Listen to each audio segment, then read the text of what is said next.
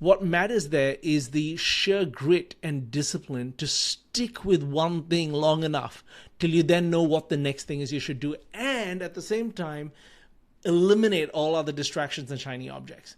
Now, that has not very much to do with the library or the, whether it's freeCodeCamp or something else. That has to do with just the sheer amount of focus and will and drive you're willing to have.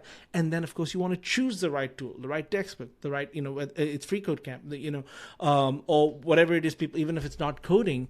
I'm self-taught at the guitar as well. The one rule I had for 10 years was don't buy a second guitar.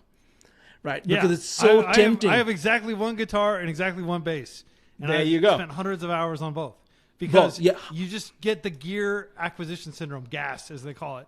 And next thing you know, you're more interested in how this is different from that. And it has nothing to do with actually learning your scales, learning your chords, Correct. Practicing. Nothing. Yeah, it's just hundreds and hundreds of hours. And most people think, okay, if I can play, a 3-chord song, that means I've learned.